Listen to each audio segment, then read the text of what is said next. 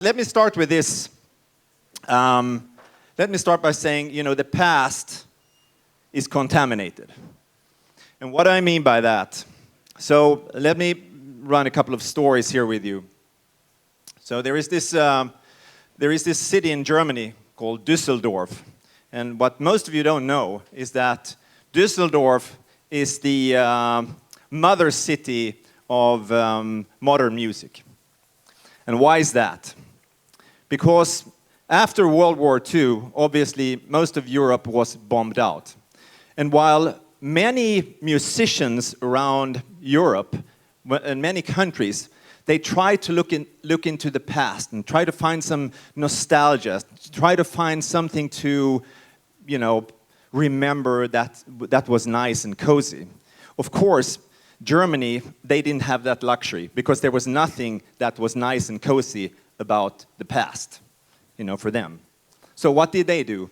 They had to look into the future. And while Beach Boys, they were singing fun, fun, fun, Kraftwerk was singing fahren, fahren, fahren. They just looked into the future. And of course, Düsseldorf is all about, electronics, telecom. It's about machines, hard, sweaty stuff. And so that's how Düsseldorf became, the mother city of modern electronic music. And everybody today that makes music, looks to Kraftwerk as their role models. And why am I talking about music? I always do that because I was a DJ for 10 years. So I see a lot of parallels between the creativity in the music industry and in business. So I'll just put my glasses because I'm not going to read my notes because I've after Nikki just threw me off the boat. Anyway, so another city that's quite well known for its telecom is, of course, Seoul, South Korea. They started to make cell phones very early. And so, the manager decided to, or the owner, can't remember his name. He said, we're going to give all our staff a cell phone. But they were so shitty that they couldn't use them. So they collected, so he said, collect all the cell phones that we have sold and get them in here. And they made like the biggest bonfire ever out of, I think, 20,000 cell phones. And he said, if you ever do this again, I'll come back and burn up everything that you've done. And I think that, and out of that obviously came, just a technological wonder, out of both Samsung and, South Korea. And I think that, in the ashes of something, when you poke around in the ashes, you can find puzzle pieces of the future. And we have just gone through, as a city, as a whole world actually, a moment when our whole past was burnt down. And right now, we're sort of poking around in the ashes of, where are the nuggets? What are the puzzle pieces that can build our future? And, since we run this thing here called Innovation City, the way how you determine or judge a startup is often on how good are they to raise capital. And we are on that bandwagon as well because it's a thing that we do.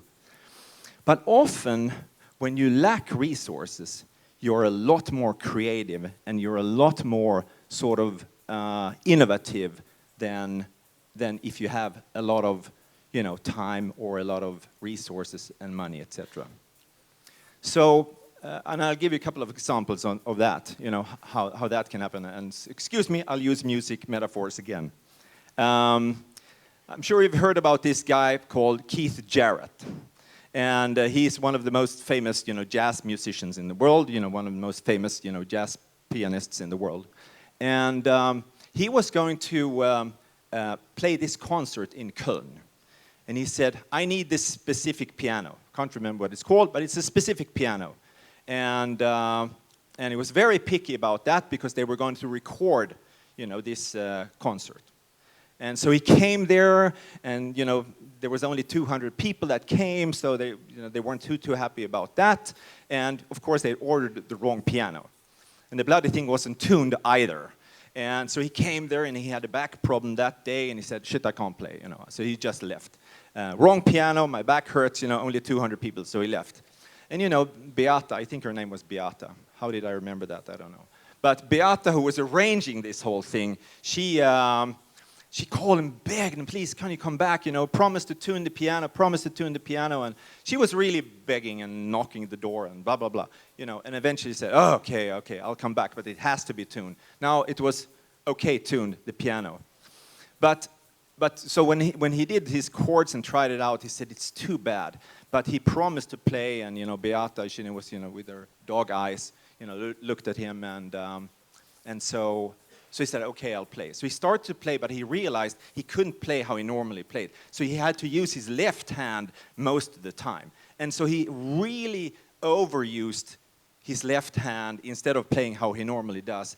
And that album sold 4 million copies. It's the most sold jazz album of all times. It's just completely outperformed anything he's ever done. I think it's called the Köln Concert. It's an amazing album. I think it's a double album, actually. And so why am I telling you this story? Because, he used what he had at the moment because he had to perform. And out of that came something that, he normally wouldn't be able to produce. Another of these stories is, of course, Paul McCartney after the Beatles. The whole world loved them, still do. And all the studios in the world, they open up arms. He said, "You can use our studios as much as you want, and but just go wild." And he did that, but his creative sort of oomph just disappeared. And he just thought, I've lost it after the Beatles. What's going on, And so he took some time out at his farm in northern England. And he realized, I need to start from scratch. I can't go back and try to do what we used to do as the band, And so he started to play on a ukulele. It's called ukulele with 4 strings, right? So he started to play with ukulele and started to compose songs on the ukulele because he figured if it sounds good on a ukulele, it makes sense on a ukulele, it'll be great with a big band. And that's what launched his new career with Wings, with a completely different sound. So I think that we're at that moment in time, my friends, when, number one, we cannot look back. When we moved to South Africa 18 years ago, most of the people from Sweden that moved here, they moved to, the winelands, and, they got a house there so they could play golf and hang out with their friends and drink wine and, socialize.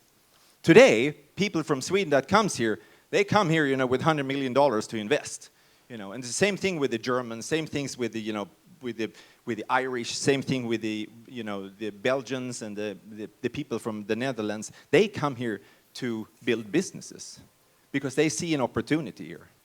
And I thought it was very, very interesting coming out of COVID to see how this city was changing so rapidly. Now, that's partly why we started this little thing called Innovation City, because we thought, this city has a chance to become a top 5 digital destination in the world. And that's what we're working towards. And I think that that's the puzzle pieces that we'll find, in the ashes. And as I tried to allude to is that when you have less and when you have, deficiencies and when you lack resources, you have an advantage. And man, we lack resources in Cape Town, We have sometimes no water, they have no electricity, the airfares are too high sometimes. Sorry about that, and there's always some shit going on here.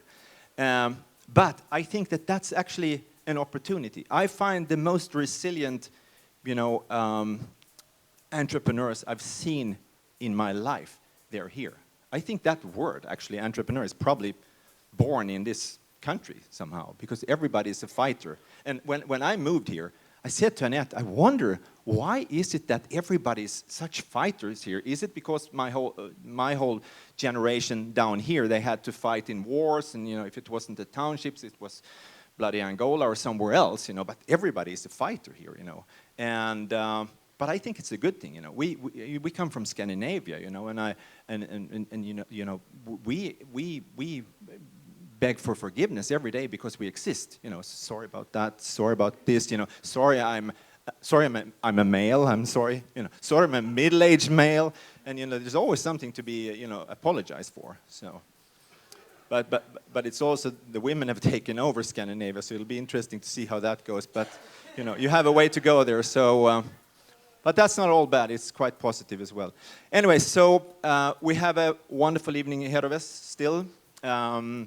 And I'm so grateful for all of you who showed up here tonight. And we have some, incredible talent that we want to showcase here tonight.